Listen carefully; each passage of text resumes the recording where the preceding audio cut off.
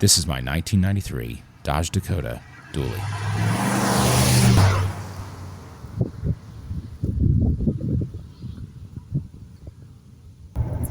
A few years ago, I was on Facebook Marketplace looking for a project, and I found this truck as a listing for $600 and has grown-up grass all around it. The listing said the transmission was bad, but ran good. So I stopped by, offered him $550, got the truck. Taking it home, planning on rebuilding the transmission in it, because I'd never done that before. I wanted to try it. Found out that it was just a throttle cable linkage. So I thought to myself, what am I going to do? Let's build a dually.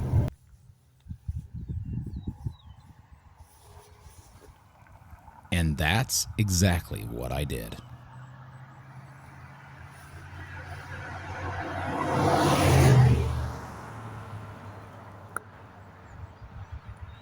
Now, some may ask, why would you turn that truck into a dually? I guess my question is why not? This has a strong V8 in it, not much smaller than what they would put in old dualies back in the day. It has a strong automatic transmission in it. This truck came with two different types of transmissions. It either came with a 4-speed automatic or a 5-speed manual. And I didn't see what the big deal was. Why couldn't I do it? I've always loved Dakotas. I've always wanted a dually. So let's make one. It was a fitting opportunity to get the best of both worlds.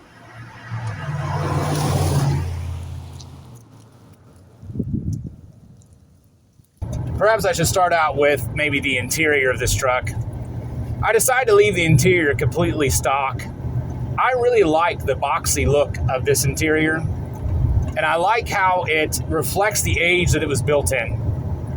It had just come out of the 80s, and everything in the 80s was a box. And the 90s was the opposite. Everything was rounded. But this dash and this truck is a dream dreamed up in the 80s. Moving on to the truck itself, some would ask, well, what's so great about it? What's the power plant in that thing? This Dodge Dakota comes with the Dodge V8 Magnum. The V8 Magnum they put in these trucks was the 318. 318 is an engine they had used for a long time in the LA series, updating them into the Magnum series later on. And this engine put out a whopping 230 horsepower and 295 foot-pounds of torque. That's not a lot according to today's standards, but that's a vast improvement over what they had in the 80s.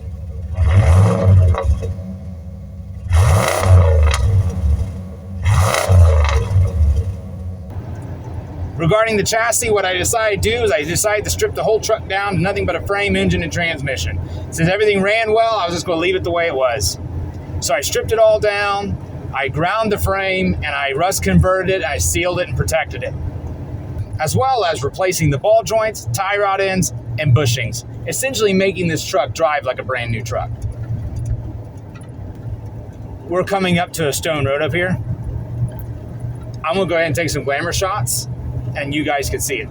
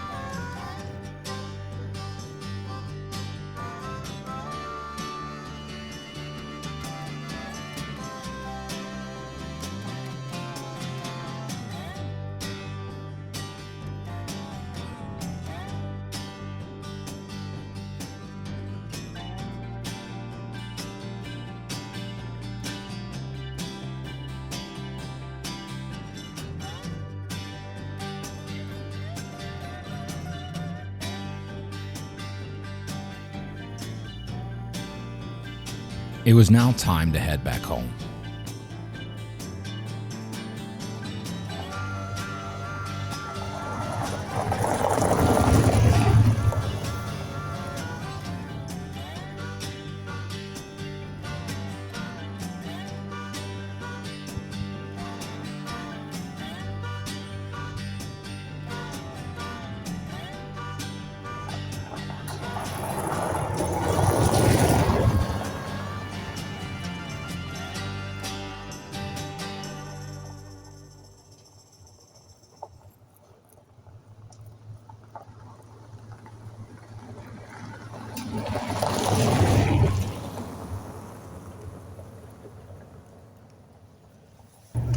Though there is one difference that I made to it, I needed to get that rear end to be stronger.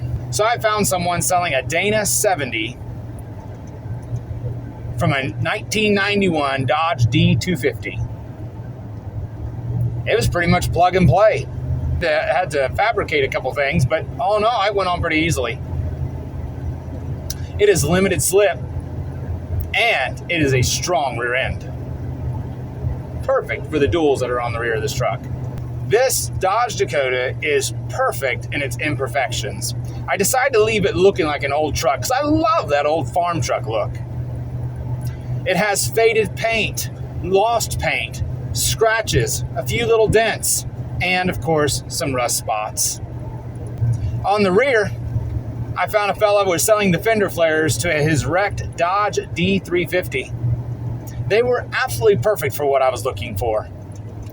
They were broken in a couple places, but they matched the silver on my truck perfectly. And I loved it. Wouldn't want an old truck to have new fenders. So they fit perfectly with what I was going for. I had to fabricate them on there, but they fit right on over the duals, and they worked out perfect. And top that off with wooden racks on the back and diamond plate bumper on the rear, and you have the perfect dually Dodge Dakota. I hope you enjoyed this video. If you did, give it a like and subscribe to the channel for more content. Thank you.